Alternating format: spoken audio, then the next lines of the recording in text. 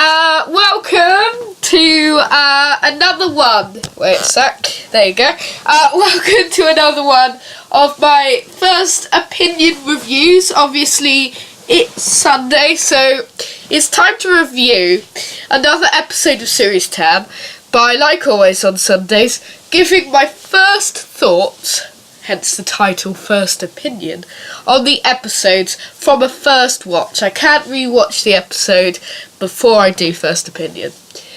And that's before the podcast, when I have my colleague D Cool to join me.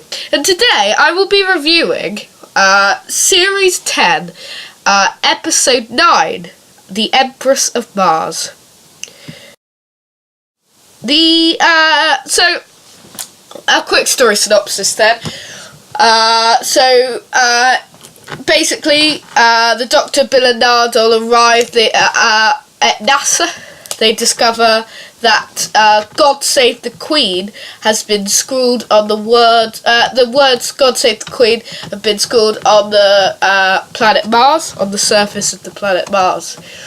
And basically, the Dr. Bill and Nardole arrive on Mars. They, with their spacesuits on, they soon discover that the oxygen, there is oxygen and it's breathable there.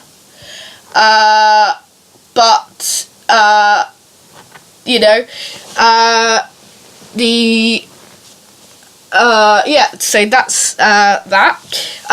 Sorry. So soon they come across an ice warrior named Friday, who is the servant of some Victorian soldiers who have arrived on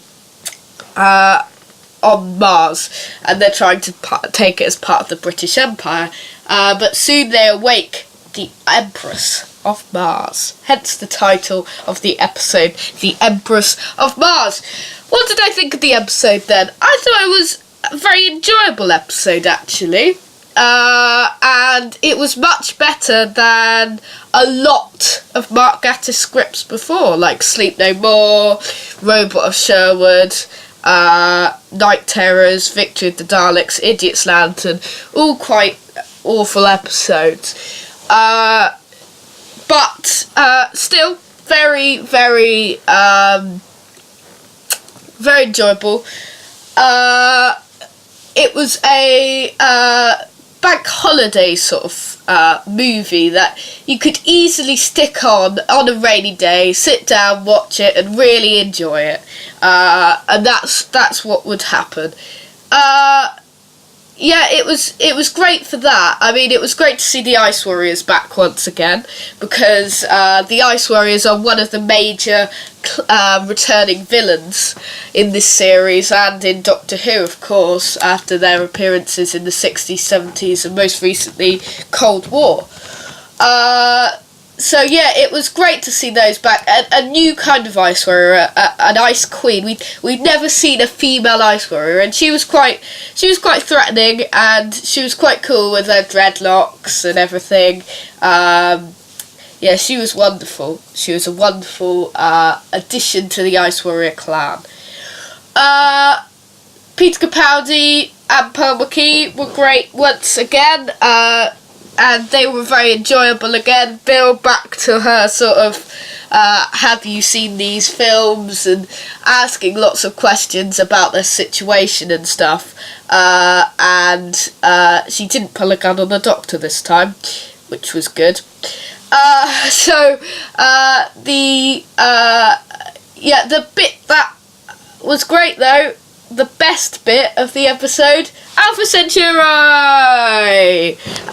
Now, if you don't know who Alpha Centauri is, then go back to watch Curse of Peladon and The Monster of Peladon, because Alpha Centauri was a squeaky, big, gigantic eye from the Curse of Peladon and The Monster of Peladon, and at the end of this episode, it returned, voiced by the same actress, who is now 92. So, really great to see Alpha Centauri's back in the show, and a welcome return. I hope he comes in as a companion for Series 11. Only joking.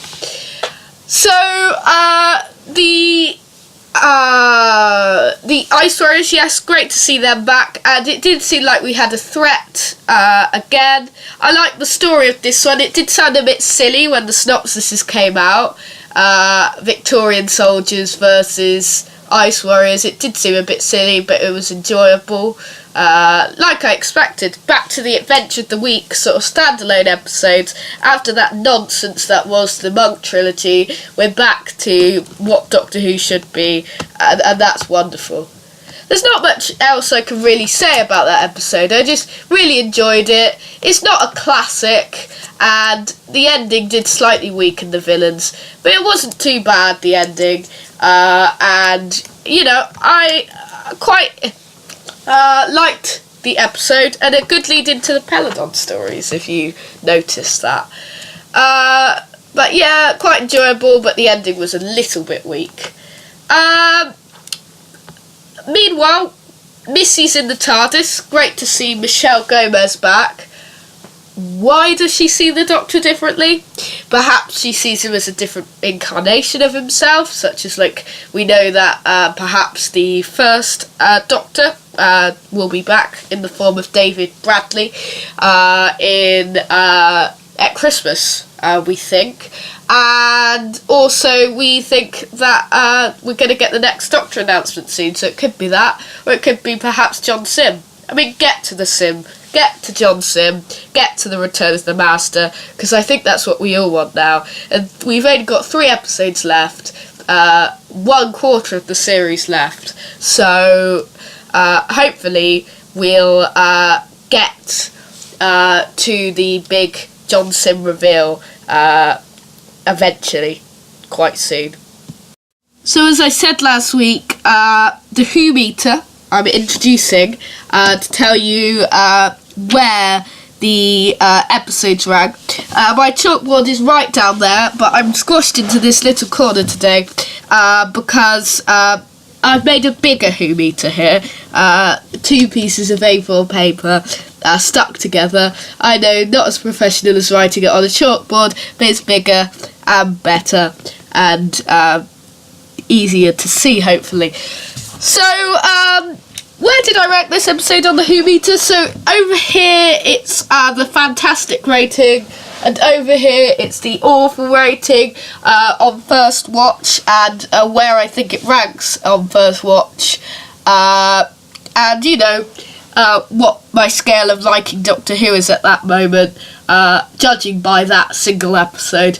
Empress of Mars is right here, so in the top third of the chart. Obviously, Oxygen is at the top, Extremis is at the bottom, Smile is second to bottom, The Pilot is third to bottom, Live the Land, last week's, is quite near the middle, Knock Knock's quite near the middle, then Empress of Mars, then Thin Ice, then Period at the End of the World, then obviously Oxygen. Do you agree with that chart? Comment in the list below. Make your own Who meter, perhaps, and we'd love to see those.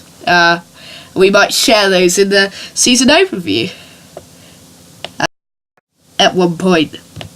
So that's it for today. What did you think of the Empress of Mars? Comment below to tell us what you thought and what you're thinking of Series 10 so far. For me, it's been a really enjoyable series. I've liked these standalone episodes. Not a standout classic, but really great episode, and it ranks 4th in my series. What did you think? Comment below. Please like and subscribe, and I'll be back next Sunday for another First Opinion, and I will be taking a look at The Eaters of Light, which is written by classic Who writer Rona Munro. So we'll see you then. Thank you for joining me. I'll see you next time, same space. Goodbye!